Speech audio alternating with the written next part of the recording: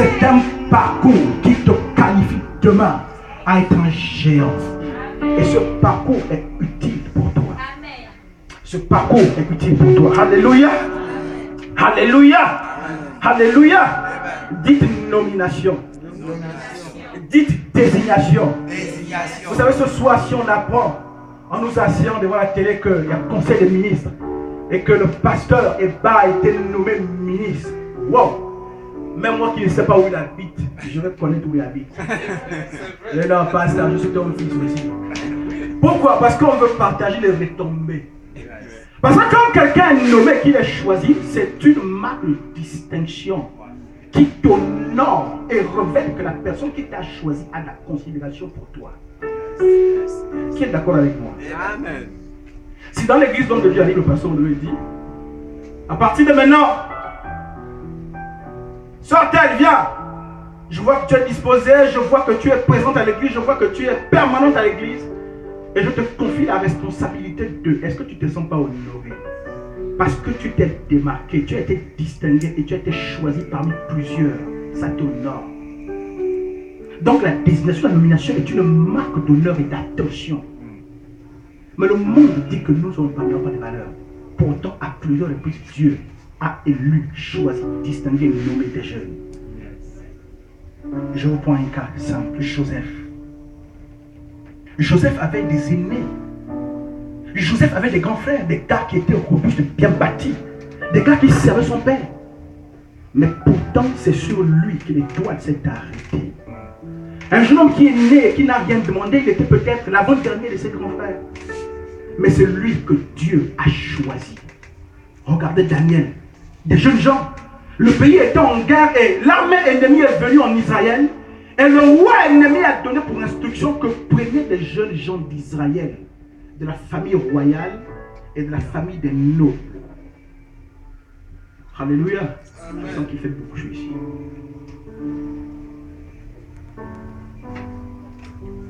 Alléluia. Alléluia. La chaleur ne va pas nous arrêter. Et donc on a sélectionné certains. Et Daniel faisait partie de ceux-là. Et Dieu a utilisé Daniel. Il a choisi, il a permis à Daniel d'être dans la sphère des rois et a influencé les dirigeants des nations. Amen. La même grâce Dieu l'a faite à Joseph, le dernier de ses frères. Dieu a sauté le premier, le deuxième, le troisième, le quatrième et 12 fils, allait choisir Joseph et l'a positionné pour influencer Pharaon. Dites nomination. Dites désignation. Lorsque vous prenez la Bible à partir de 2 Chroniques, le livre de 2 Chroniques à partir du verset 21, je ne veux pas lire, mais lorsque vous regardez le chapitre 21, les 2 premiers versets, vous passez chapitre 22, les 2 premiers versets, chapitre 23, les 2 premiers versets, jusqu'au chapitre 29, c'est extraordinaire, mais la Bible nous cite des rois qui sont parus en Juda, en Israël. Mais la particularité de ces rois, c'est qu'aucun d'entre eux n'avait dépassé 35 ans. Des rois qui ont 8 ans, qui ont 12 ans, qui ont 15 ans, qui ont 16 ans, qui ont 18, qui ont 22. C'est extraordinaire. Comment est-ce que Dieu peut descendre de prendre quelqu'un qui a 12, 14, 15, 16 pour gouverner? Dites nomination. Oh, dites distinction. Quand Dieu prend un jeune qui a 16 ans et l'établit sur une nation pour l'influencer, dépose son onction sur lui, dites nomination. Oh, je vois des nominations ce soir. Amen. Alléluia. Amen. Je vois des distinctions ce soir. Est-ce que tu peux acclamer? Dis-moi, je peux. Alléluia. Est-ce que tu peux acclamer? Acclamer.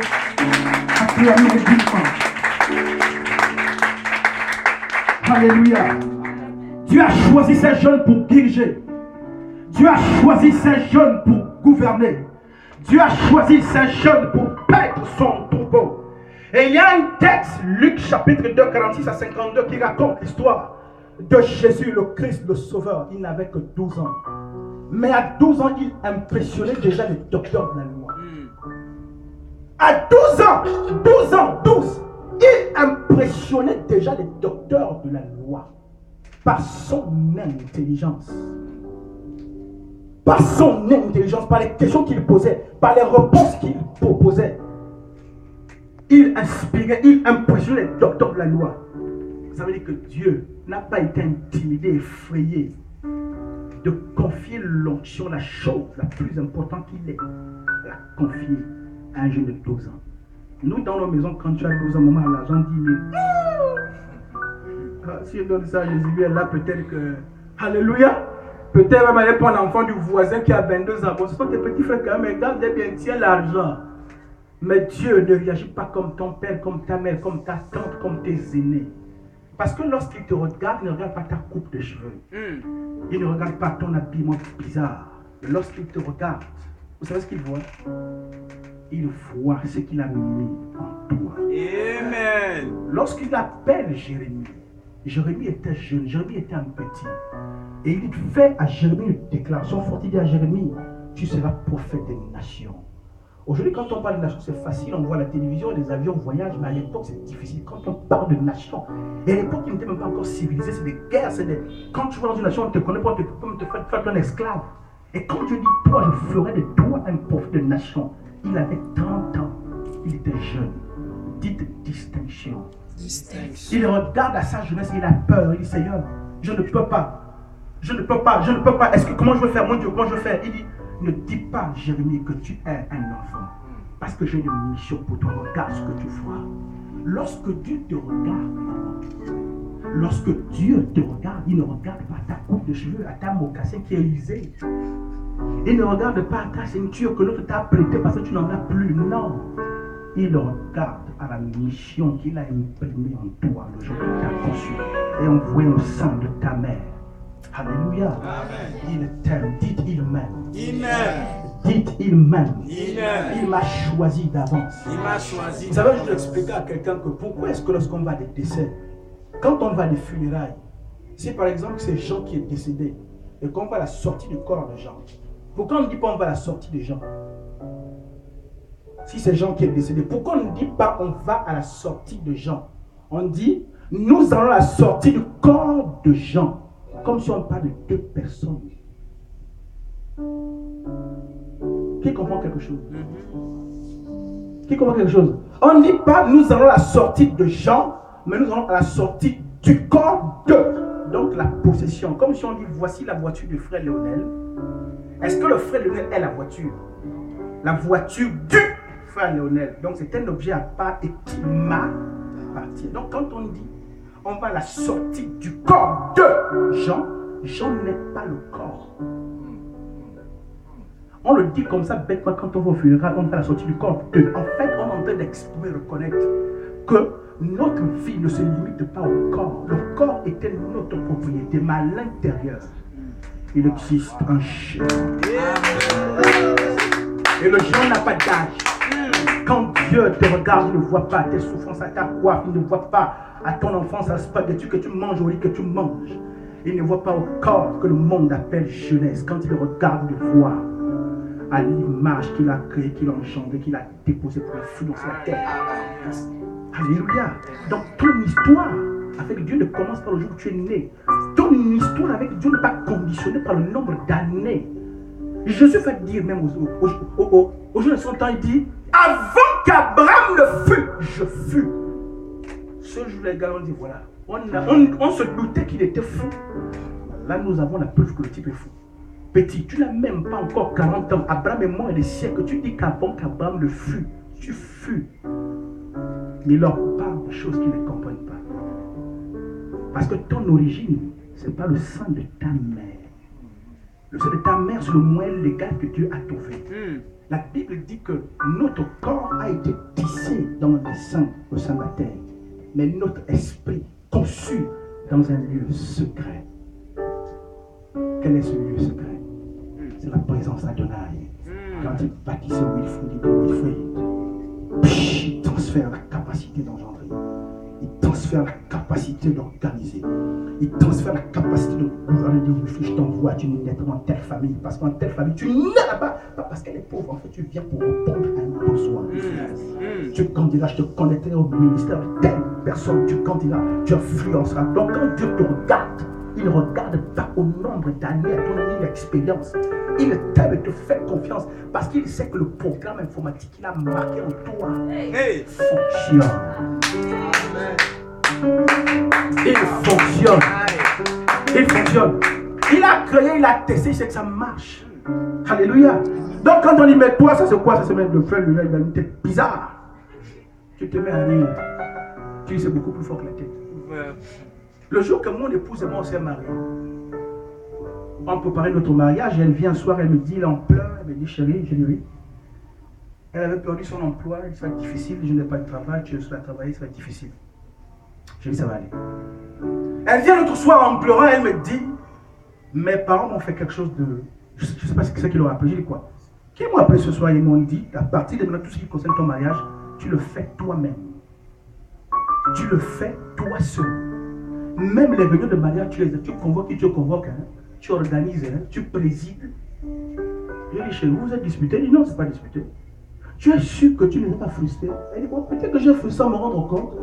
Mais elle était détendue, elle m'a appelé, son mari était assis. Pour dire qu'à partir de maintenant, tout ce qui concerne ton mariage, tu le fais toi-même.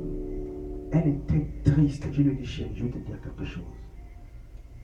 Notre mariage ne dépend pas des finances de papa et de maman.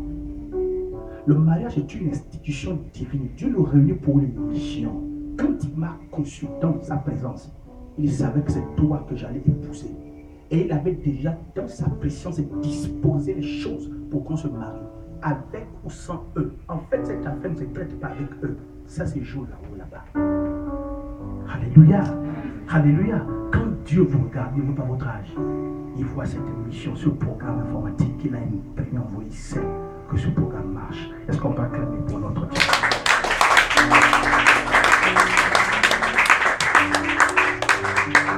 C'était mon deuxième point. Je ne veux pas être long ce soir. Comme quelqu'un disait que pour dire la vérité, on n'a pas besoin de beaucoup de phrases. La deuxième chose, c'est que l'apôtre Paul, l'homme qui est reconnu pour avoir écrit pratiquement la moitié du Nouveau Testament à lui tout seul, il a écrit pratiquement la moitié du Nouveau Testament. Et il va dire trois choses. La première, que personne ne te méprise. La deuxième, que personne ne te méprise. Et la troisième, que personne ne te méprise. Je me suis dit, mais attends. Et cette adresse est faite aux jeunes. Parce que Paul, en tant qu'apôtre, créait des églises. Et il établissait des gens pour les gouverner, pour les diriger. Mais il se trouve que dans toutes ces personnes qu'il établit, il y a deux jeunes. Tite et Timothée. Tite et Timothée. Vous pensez qu'on méprise quelqu'un parce qu'il est jeune? Vous n'avez pas encore vu des leaders même que les cheveux blancs le méprisent? Vous n'avez pas encore vu ça? Même dans nos familles, des gens, il est même l'aîné et il se plaint, il dit, vous ne me respectez pas parce que je n'ai pas l'argent, vous respectez les moins jeunes. Ça veut dire qu'on peut aussi mépriser. Mépriser quoi? Une personne âgée. Mais pourquoi toutes ces personnes que Paul établissait, il y avait des jeunes, il y avait des plus âgés. Mais pourquoi Paul fait l'adresse, ne le méprisez pas uniquement pour les jeunes?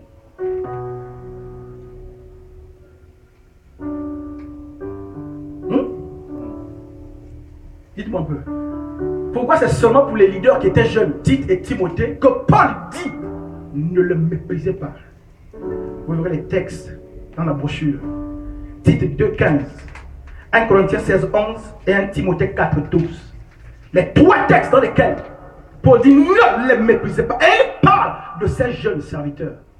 Parce que Paul avait compris que la jeunesse, c'est la seule frange de la population que Dieu a marqué, ils attendent pour un rendez-vous. Et il savait que cette frange transporte une valeur si inestimable qu'il était pratiquement un péché de les mépriser. À la limite, c'est comme on dit les veillards, on peut les mépriser, il n'y a pas de problème. Mais ceux-là, faites attention. Ce sont les chouchous de Dieu. Alléluia. Qui est un chouchou de Dieu ce soir? Ce sont les chouchous de Dieu. Même si notre Père nous dit souvent qu'il y a des gens qui se font appeler les chouchous du ciel. Donc Paul avait compris que il ne faut pas mépriser le jeune. Il ne faut pas mépriser la jeunesse. Et lorsque Paul parle, nous savons tous que c'est le Saint-Esprit qui parle par la bouche de Paul. Donc en fait, cette parole, c'est Dieu qui parle. Que ne méprisez pas la jeunesse. Ne méprisez pas la jeunesse. Mais si Dieu dit ça, parce que lui-même, il a une grande estime pour la jeunesse. Il a d'estime pour toi, frère. Il a d'estime pour toi. Il a d'estime pour vous tous ici. Lorsqu'il vous regarde, il se réjouit. Il dit, waouh, Gabriel, j'entends des cris qui montent là-bas. Qu'est-ce qui se passe? Elle dit, non, Seigneur, c'est votre chapelle de Estéphore. Il y a une jeunesse qui s'est retrouvée ce soir. Alléluia. Il y a une jeunesse qui s'est retrouvée ce soir. Alléluia. Et on voit des anges qui déploient. Toi, Michael, quand tu regardes, descends. Regarde, sécurise la zone. Sécurise la zone. Sécurise la zone. Alléluia. Amen. Nous sommes entourés là où nous sommes là. Et nous sommes préservés. Alléluia. Alléluia. Et donc dans 1 Timothée 4,12, c'est un texte que vous connaissez tous. D'abord hier même vous avez parlé. Que personne ne méprise ta jeunesse, mais sois un modèle pour les fidèles en parole, en conduite, en charité, en foi et en pureté. En fait, au-delà du fait qu'il ne faut pas qu'on nous méprise, ce texte nous donne une information, une clé. Il dit, mais sois. Au-delà du fait que c'est un ordre que tu donnes, ne méprisez pas le jeune, mais il dit, mais toi, sois.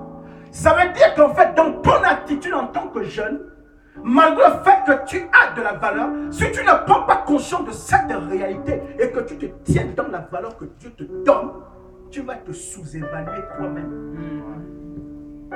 Vous savez, je dis à quelqu'un, souvent, le regard que les gens portent sur toi dépend du regard que toi-même tu te portes sur toi-même. Je vous dis, désormais quand tu vois, tu dois savoir que tu dois faire des efforts, regarde comment on te traite. C'est toujours comme ça. Non, en fait, tu vas t'asseoir, c'est un indicateur. Quand on te traite comme ça, c'est un indicateur. Ça veut dire que toi-même, tu t'es installé et inscrit dans le registre pour qu'on te traite comme ça, en fait.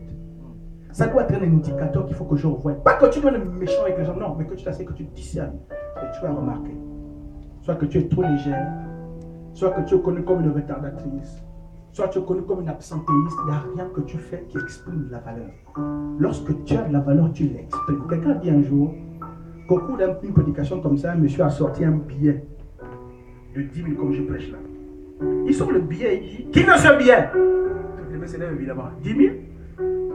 Moi, il dit, ok, attendez. Il prend le billet, il le froisse un peu. Après, il présente, qui veut le billet? Moi. Ok, donc il dit, attendez. Il froisse encore, il met au sol. Il marche dessus, il met la poussière et tout ça.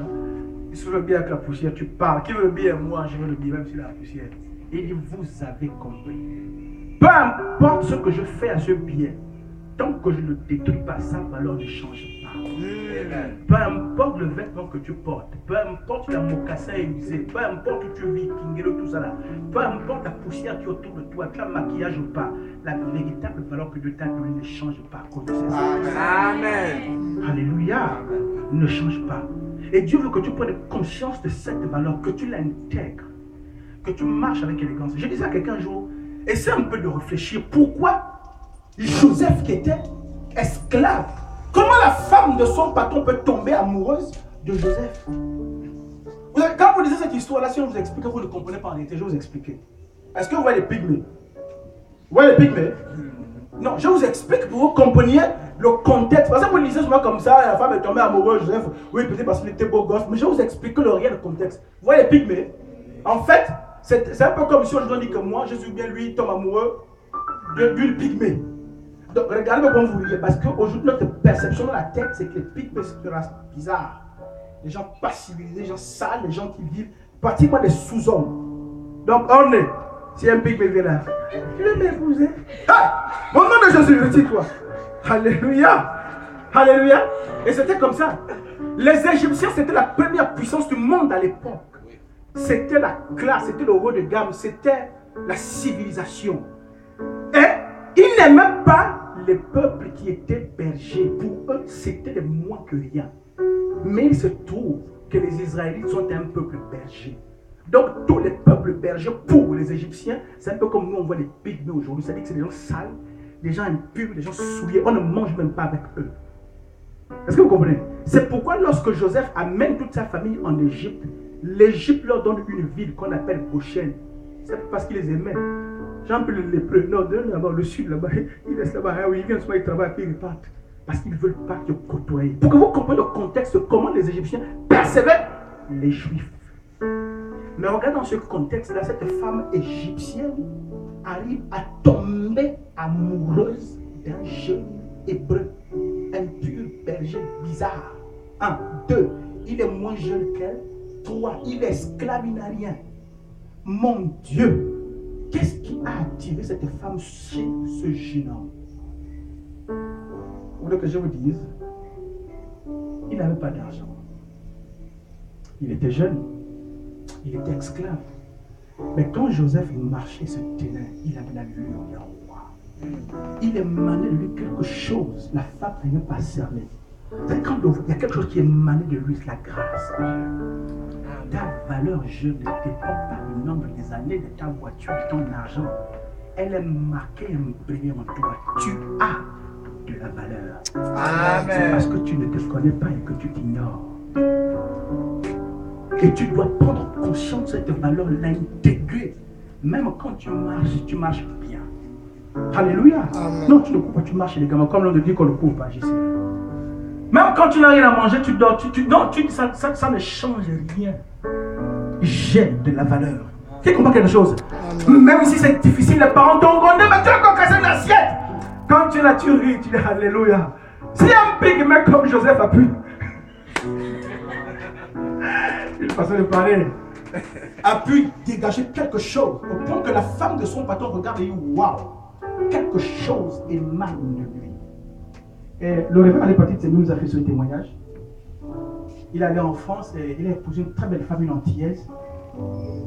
Et un jour, il lui pose la question, la dame lui dit mais chérie, quand même, tu es une très belle femme. Hein? Elle dit je sais. Une antillaise, moi, un pauvre Gabonais, une bandjabi de fond du Gabon, j'arrive ici de ville. Et je n'avais rien. Comment tu as fait pour m'accepter? Pourtant, je voyais des gars qui avaient des poches, des gars qui te courtisaient, ils avaient tout. Elle dit, je ne sais pas, mais chaque fois que je te voyais, il émanait de toi quelque chose. Comme les marques, comme. Je ne sais pas, mais tu étais différent. Je ne sais pas, tu n'avais rien de matériel, mais il émanait de toi quelque chose. Et c'est la même chose qui émanait de Joseph. Parce qu'il avait compris ce dans quoi il se tenait. Donc, je veux que tu prennes conscience de la valeur que tu incarnes. Que tu te tiennes dans ça. C'est pourquoi la Bible dit que personne ne te méprise, mais toi, sois ce qui t'appelle à être. Pourquoi ne te méprise pas?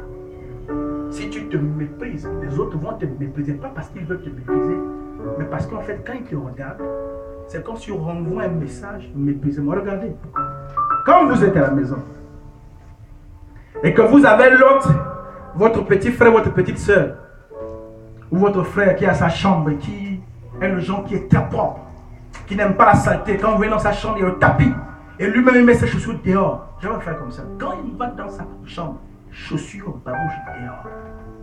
Bon, toi qui arrives de l'extérieur, dis-moi, tu fais quoi? Tu rentres dans les chaussures? Hein? Tu rentres dans les chaussures? Lui, quand il se lève le matin, il fait son lit, il le bosse, il tire le drap. Il ne faut pas qu'il y ait un faux pli. Toute la journée, il ne touche pas son lit. Il a des chaises là-bas, des tableaux, tout ce que vous voulez. Non, parce qu'il ne veut pas que lui se froisse. Donc, toi, quand tu rentres dans sa chambre, lui-même, il respecte son lit. C'est pas quand il va t'asseoir là-bas. Alléluia. Donc, à un moment, quand tu es avec lui, parce qu'il a une tête, qu'il a de la valeur, qu'il a de la classe, il te l'impose. Quand tu le regardes, même tu sens que lui, le gars est propre. Hein. Quand tu rentres dans sa chambre, toi-même, on ne t'a pas parlé, mais la chambre te parle quand les chaussures. Même si tu dois rentrer les chaussures, c'est dehors. Le pied revient dehors. Alléluia. C'est ça, en fait. Si tu crois que tu as de la valeur, que tu l'intègres, que tu l'acceptes, que ça ne dépend pas de ton argent, de ton matériel, que tu as de la valeur, que tu l'intègres, que tu l'acceptes et que tu l'aies, ça va envoyer un message tel que même quand tu n'as rien, les gens disent waouh, oui, il y a quelque chose que j'aimerais avoir, même à l'école. Waouh, ce jeune a quelque chose que je n'arrive pas à comprendre. Il a un truc là, ce gars-là, je ne sais pas quoi. Dites grâce. Grâce. Dites la grâce. La grâce. Alléluia. Alléluia. Et je vais attaquer le dernier point. Le point 3. Oui, il y a un texte. Ésaïe 40, le verset 30 et 31. Ésaïe 40, le verset 30 et 31, la Bible dit ceci. Les adolescents se fatiguent et se lassent. Et les jeunes hommes chancellent. Mais ceux qui se confient en l'Éternel renouvellent leur force.